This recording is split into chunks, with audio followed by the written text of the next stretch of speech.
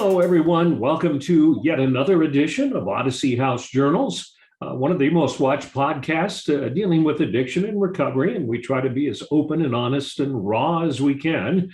I'm Randall Carlisle, and my co-host is Rachel Santizo. Good morning, Rachel. Good morning, Randall. How are you? I am doing fine. Of course, people watching this, it might be in the middle of the night, so I suppose we shouldn't say good morning. You should say good night. Yeah, well, good morning, good night, good afternoon, and hello. Does that work? I think that covers it. Hey, there was a scary story in the Washington Post. I don't know if you heard about this. Organizations that provide the opioid overdose antidote naloxone are reporting shortages of the medicine. And that's because, and that would be horrible for those of you who don't know, naloxone is a reversal for an opioid overdose.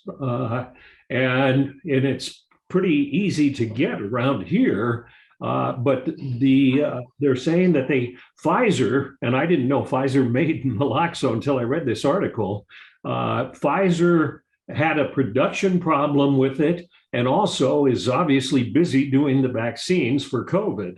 And so there's a shortage around the country. And I just checked today with Utah naloxone because I found that scary. And they tell me that they have an adequate supply and they're not worried about it. And that you can still stop into Utah naloxone, which is, I don't know their address, but it's on 100 South. Just look it up.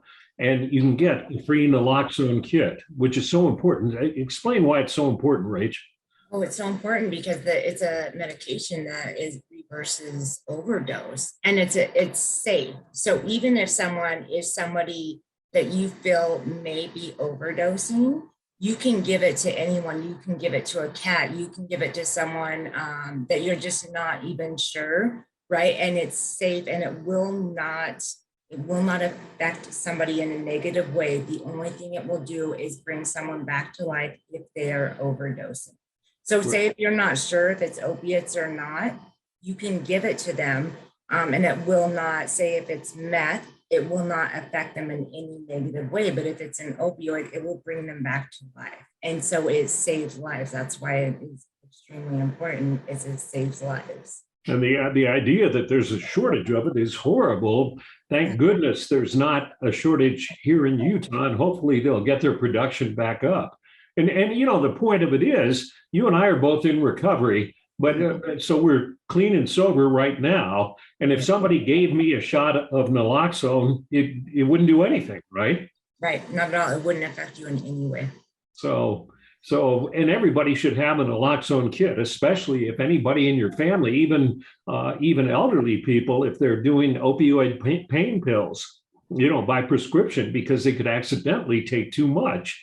And you need naloxone to save a life. So that's our news story for today. When I saw that, I thought, oh my gosh, a shortage of naloxone. Well, and you have to, when you were saying that, I was thinking about Jen Plum. I'm like, she's not going to let you talk. You know, it's not completely up to her, but I'm not surprised that we don't have a shortage because we have Jen Plum on our side. So Dr. Jen, it's like her. Yeah. She is so aggressive. She'd probably go out to the Pfizer manufacturing plant and take them right off the assembly line. Yeah. So congratulations to Jen Plum. Hey, yeah. We have a great guest today. Her name is Bonny Terry. And Bonny, if you want to hit your video button and sign on in here, the great thing about Bonny is, and this is something I don't think we've done before, Bonny is early in recovery at Odyssey House. Usually we talk to people who have completed the program or graduated or anything. And I thought and Bonny, welcome. How are you? I'm doing really well this morning. Thank you. How are you doing? We're great. And I must applaud Bonny. I was at our adult residential house and it took a lot of courage I was doing something else there and she came up to me and said, hey, can I be on your podcast? And I thought, nobody's ever come up to me and said that. So I guess it just shows if you're aggressive and you take some action, you get what you want, I guess. So, oh, yeah. What were you thinking when you came up to me? Honestly, I recognized you because prior to coming into treatment, I did a lot of research to make sure this program would be right for me. So I watched your podcast quite often. I recognized you. I'm a big fan. So really, I was just going up to introduce myself, but I was fortunate enough that you gave me a minute of your time and was able to get this set up. And now I'm like extremely nervous, but really excited because it's just one of those opportunities you can't really pass up, you know? Well, I'm very proud of you for doing that. That does take courage. Maybe you could tell us a little bit about your past in terms of addiction and what finally brought you to Odyssey. Hey, yeah, so my past started at a really young age. I grew up in Wayne County, Utah, really small town. I was very shy, withdrawn from people in general. I was just a really timid person. I hung out with like 2 or 3 people who were a little bit older than me. I started meth at 12 years of age. Hmm. I had some trauma go on back then that really kind of screwed me up. From Wayne County, I moved to Carlin, Nevada I was my freshman year of high school. I fell into drug addiction really quickly, really fast, hard, went at it. My mother actually called me in as a runaway my freshman year just to get me some help, even though I really wasn't like a runaway. But I was addicted to methamphetamines and alcohol, marijuana, just partying it up, trying to find myself. I was really lost and confused when I was younger. Just from there, I went into the TESA program in Elko, Nevada. That was just a really short program, 45 days, like in a juvenile hall facility. I learned there that I was, quote, an addict. I didn't know anything different. I thought I was just doing like the regular high school partying, whatever. Sadly, it's not really the case with me. I'm a full-blown alcoholic addict. I got out of that program. I relapsed shortly after, got thrown into another program when I was 17. I moved to St. George, Utah St. George, Utah for a program called Red Rock Canyon School. Mhm. I stayed there for about 4 months. I did really well there. I learned a lot about my character defects, my behaviors, and just kind of who I was as a person. I got out from there when I was 17. I was forced to live with my father before I could turn 18 because I was getting kicked out of the state of Nevada due to like just keeping me safe because I was relapsing a lot out there. So I moved to Provo, Utah, where my life really started to begin for me. I got a job working at Smith's as a bagger. Met a boy, kind of fell in love with him or whatnot, you'd say. He and I shortly started using drugs together, back in the same old scenario, started shooting meth, drinking alcohol all the time, got into a very abusive relationship with him. His name was Joe. I've had 2 Joes in my life, which are both ended up badly. But Well, the next guy you fall in love with, make sure he's not named Joe. Okay. no, he was a Joey. Okay. Yes. So Joe, my first Joe and I, we dated for 3 years. It was a drug using relationship, really toxic. Just he lived with me and my parents, and well, I lived with my parents. He stayed with us, of course. Just kind of a dirtbag, didn't work, didn't want to do anything with his life. I was pretty much in the same boat, being a dirtbag, not working, just doing drugs all day long. I got arrested, thankfully, in January, or we'll start back to, maybe I should take a breath. I'm so nervous, sorry. You are doing so good. It's okay. Okay. You're doing good. Just be you, and that's good enough, Bonnie. Okay, thanks. So anyways, let's see, when I was 21, I broke up with Joe because, like I said, it was just a toxic relationship. 22 hit, I kind of did the bar scene until I was 22. I then moved down to St. George, Utah. I met the man who has the father of my oldest son, Nathan. He was born in 2012. We were together for a few months, had a really quick, fast get pregnant scenario. After my son Nathan was born, I relapsed on meth again. Son's dad wasn't okay with that, Randy. So he and I broke up. I went and stayed with my parents for a few months, and then I got picked up on a DUI, which I was very grateful for because my DUI, I would like to say, saved my life. I was running with some really bad people back then.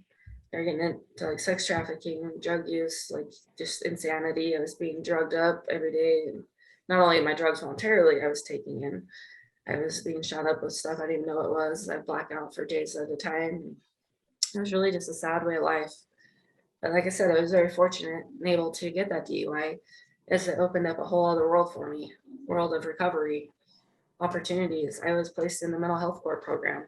I suffer with severe anxiety, panic disorders, and bipolar 1 disorder, depressive disorders as well. A lot of that was drug induced, obviously, but mental health court was a diamond for me. Like, it taught me who I was. It taught me to have courage. It taught me to love myself. Taught me to be on a routine, a structure, and to actually care and show up for things that mattered. And I remember I had this really awful Deputy Snow was her name. At the time, she was awful, I thought, because she was so strict with me, and I thought she hated me. She had it out for me, but really, hindsight, looking back, like, that woman, I truly believe that woman loved me to death, because she was so hard on me. I mean, I worked at a gas station, Maverick, for it was my first real job, which I absolutely love that job. It's where I met the love of my life, Joey, too. But I remember being so upset with her one day because I was working the cash till, and normally I work in the bakery, whatnot, and somebody had caught me working the cash register, and they set me back in my program. They completely knocked me down a phase, and I was just like beside myself. It was so hard on me to take that. That program I was in for 3 years. They made Wow. a lesson of me. I know, 3 years. Like, can you believe it? I went through two treatment centers while I was in that program. I went through Horizon House, which is in Cedar City, Utah. And that program was absolutely brutal on me. It really knocked me into all my character defects. Seriously, like, anything I could do wrong, they pointed out on me. Time I hated it, but I don't know, at the same time, it gave me a lot of opportunity for growth and finding myself, and just really understanding that, hey, I have a lot of thinking errors. Not only my thinking errors, but I had a lot of false beliefs about myself as an individual, as a woman. Like, I didn't realize who I was until I had to go through all of those hard times. And anyways, from there, I also went through a wonderful program called Desert Haven. My counselor, Angie Graff, she's now Angie Matheson. At the time, that was a program she had started. What that is like a mother's program where you can bring your children to live with you and you can learn about recovery. And I was very fortunate to put in that as well. I got Bonnie, were you in mental health court? Were you here in Salt Lake? No, I was down in Washington County, St. George area. Okay. And you had your son at that time, right? Yes, my son Nathan. He was three and a half, 4 with me, but he was in the program with me. And another great blessing I got from myself getting in trouble and going through that program is my son Nathan was my sidekick in life, and he was always with me. So he would show up with me to court only when I was in trouble, like when I was doing good, because it was a positive support system and stuff. My son Nathan now has truly began a new way of life. He idolizes police officers, the system, the doing right, helping people. So my son Nathan is going to be a police officer when he's older. He's only 9 right now, but he's invested in it 100%. And I idolize my son Nathan because he's my best friend. How did you end up at Odyssey House? So Odyssey House came about over the years. I met Joey at Maverick, the job I was working at, fell in love with him. We had our son Noah. Well, we went and bought our house first. And then we got pregnant a few months later. I had our son Noah, who was born with a heart disease. And I relapsed after my son's pregnancy, the depression and all that got to me. I just kind of kept falling out, relapsing, and my son's dad actually broke up with me. So I became homeless over this past year, and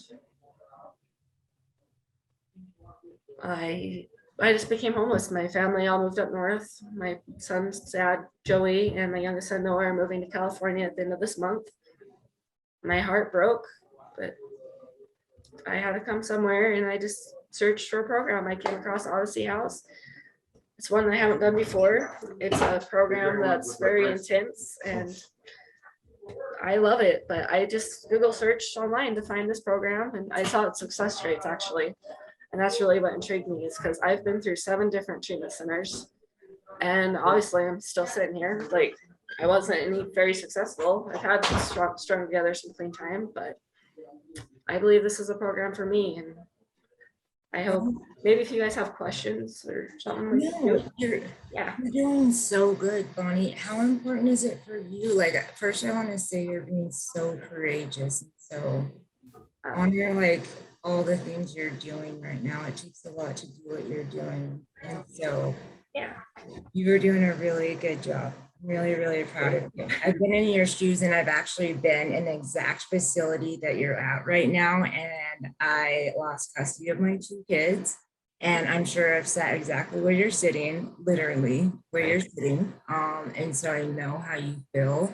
And you've talked a lot about mental health. And this is something that we need to talk about, you know, being medicated, mental health. Like this stuff is real and this stuff affects us. How are you handling that today? I mean, it feels like, you know, all odds are against you, but look at you. You're here, you're doing it, you're putting one foot in front of the other, and you're just as deserving as anybody else. How are you doing, Bonnie? How I do it for myself is I obviously have to get my self-care in check. If I'm not getting enough sleep at night, I'm just a shaky mess the next day. I have to take my medication as prescribed at the same time every day and not just pick and choose. You know, like for me, my mental health is my biggest trigger for my drug addiction. For me, not taking care of myself, not doing my meds properly, it sends me on a whirlwind of insanity and chaos and something I cannot do. Like for me, I have to do my medication always. Another thing I do is I use my whole toolbox in my mind. I have to use my senses, bring me back into the moment, my mindfulness, my tools, the ones that are like really just up here. I mean, we can medicate all we want and do that stuff, but really you got to come from within and find those good coping skills that can get you in a bind when the frenzy comes up. And that's kind of how I go through it. You and I chatted last week, and you were talking about people who have not been to one of our facilities. They've got to realize that there are like maybe how many people, 50, 60 other people in your house. Yeah, 60 people. And when you walked in, they're all strangers at that point, I presume. So how were you treated and how do you feel about being in the house? Well, so from the start, as soon as I heard there were 60 people living here, let's just say I was already on the phone. Mom, Dad, this isn't going to work out. Let me be real with you. My social anxiety this, my social anxiety that. I can't do it. I'm full of fear, panic. I'm incapable. I set myself up for failure right before I even got here. Thankfully, Stacy, one of the staff here is like, okay, go have a cigarette, take a breath, make a phone call if you need to. So I did that. I came back in and I'm sitting there trying to convince myself before I hand over my cell phone, how am I going to get myself out of this mess I'm in? Because to me, it was just a big fat mess. Like, I can't do this. I'm incapable. All that negative self-talk. I thought about something that I said to my son, Nathan. Because I even left the door open there as well. I didn't promise my son I was going to come into a program. I didn't promise my son I was going to graduate. I didn't promise my son for once all the stars in the sky because I've let him down so many times before. I just told my son, Nathan, one thing. Your mom is going to put in her best effort. Her best effort to become a better person than I was the day before. That being said, I had to take a step back and look at that. What was my behavior in that moment? I was trying to just give up already without even trying. I was trying to make excuses so I could go back out and just keep doing the same song and dance. And I really was afraid in that moment that it just might kill me. The heartbreak, the devastation I've gone through from losing my family, splitting my family up because of my drug addiction, it really made me realize, like, I said the best thing to my son. I'm going to put in my best effort. And with that being said, I was able to put one foot in front of the other, swallow my pride, come in here and try to do something different today. For me, that was facing 60 people I live with. And I got to admit, honestly, it's the best damn choice I've ever made. Why is that? Fear. I am full of fear still. I'm just a nervous Nancy. But I have a family, not only out there, my bloodline, I have a family here at Odyssey House. People that encourage me and uplift me every single day. They make me feel like I'm worth it. They tell me I'm worth it. And I believe them because you know what? Just because I have my bad days and I can't see it in myself, I've tried running like 5 times now. Just like, whatever, I can't do it. Every time I'm stopped at the door by multiple people, different ones every time. You're not going anywhere, Bonnie. We love you. You're part of this family and you're staying, you're riding the wave with us. And that being said, it like saved my life. Every day I'm here is a miracle and I'm blessed to be here. Some of those people who love you are making a lot of noise out in the hallway outside the office. Is your door closed? This isn't my door. It's actually Melissa's office. I don't know if I'm even capable of locking it without getting in trouble. Would you like me to? Well, that noise is somewhat overwhelming while you were talking. It's a little more quiet now. I guess it's okay now. I do a family support group of relatives of addicted loved ones, and they always want to know what was it? At what point was it that you decided that you were going to get clean for the last time and come into a program and everything? I mean, was there one single thing, or was it a combination of everything that had happened in your life? Well, final straw, I think, was a bobcat. A what? A bobcat. Ooh. Tell us. Okay, so I told you I became homeless this year. Well, I'm a stubborn person and I didn't want to leave the area, come up north where my family was at.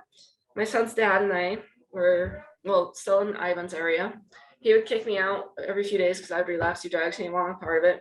I would stay at my drug dealer's house, who was a complete ogre, complete monster, wasn't kind to me at all. So I got a tent and I went out camping quite a bit. And I found a huge print of a bobcat right by my tent one night. And then a thunderstorm where I got soaked and cried on, whatever. It was a horrible night. Joey, my son's dad, came and picked me up.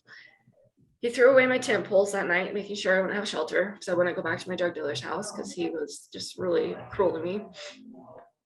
I think a bobcat was my story there. Just what am I doing with my life? I'm a little girl, like I'm fully grown, I'm 33 years old, but I slept in the dirt and sand with a bobcat track right beside me. That speaks volumes in itself. I can't even fill in the blanks there. It's just, that's insanity. No, I wasn't camping for pleasure. I was camping because I had nowhere else to flipping go. And that's a sad, lonely life. And I'm capable of so much more than that. Because like off and on throughout my life, I've had jobs and I always excel. I have amazing work ethic. I always become manager very quickly at any job I do. I mean, granted, yeah, there are gas stations, bakeries and stuff like that. But for somebody who went from being a complete junkie, no self-esteem, no nothing, to even having the courage to walk up to Randall Carlisle and say, hey, can I be on your podcast? Like, it speaks volumes. That, and then just really taking my self-inventory within the next few weeks to follow prior to coming into this program. You are on the road to recovery, and that's the most unique story. I don't know about you, Rachel, but because I always ask everybody, I said, what was it that got you, that you decided to seek recovery? And a bobcat track is probably the best unique story I've heard. It is. I got excited about it. I was like, ooh, I liked it. It seems like bobcat is your spirit animal. Yeah. And you're talking about bakery and being a hard worker and stuff. And we've got some people for you to meet. There's this great nonprofit Flourish Bakery, and there's so many connections for you to help you get on your feet and to get through this, and people that will walk beside you because you are worthy and you are deserving. And I'm like, oh girl, many things for you. I'm excited. I'm always looking for new opportunities. Well, keep Flourish Bakery in mind as you climb through the ranks at Odyssey House, because they pay you while you're going through the program, and they train you to become like really an expert in baked goods and decorating things and everything. I mean, like one of the people who went through the program went up to work in the I think in the pastry shop at Deer Valley at a really good salary. So it's so you Definitely can, worth looking into. yeah, yeah. What do you want to do when you get out of Odyssey? Well, I want to obviously get into sober living and reunite with my kids as best as I can. I mean, I voluntarily signed over my sons to their dads because of their well-being, because I was kind of losing it there for a minute with my mental health and my drug addiction. So I want to do that, and I want to start school, go into auto mechanics, actually. All right. Surprises, right? Yeah, I like to get my hands dirty. I like to learn. I'm always working with my hands. I enjoy that. I also never want to be at the mercy of, quote, a man again, in that sense, where I've had my cars break down so much on me, and I always run to my rescue man, my partner, or a guy friend. And I just finally realized, like, you know what, Joey, love of my life guy, he taught me a lot. And he taught me that no matter what, I can learn just as much as he could. I don't always have to rely on him, that I'm just as well off just learning to do things on my own. And I don't know why, just cars are where it's at right now. I want to go to mechanic school. What do you in my opinion, you're going to be very successful. You're taking a very realistic view of your life right now, and you're embracing the program. And I'm not saying Odyssey is the best program around, but it's a highly structured, very difficult program, and you seem to be embracing it very well. Do you have any thoughts, Rachel, after listening to Bonny? Yeah, I was thinking that I think that Odyssey's laying that foundation, and I think she's embracing her life, like as a female. Like, I don't need a man, and I don't need a drug, and I don't need all these things. Like, I need me. I need to teach myself. I need to stand on my own 2 feet. I need me. And I'm like, get it, girl. Go to school, fix your own car, like pay your own bills. Like, I'm so proud of her. And Odyssey's like teaching you that structure and those boundaries to build yourself up, because you need you and only you, not the Joe and the Joeys. Like, you need Bonnie. And so I'm really proud of you.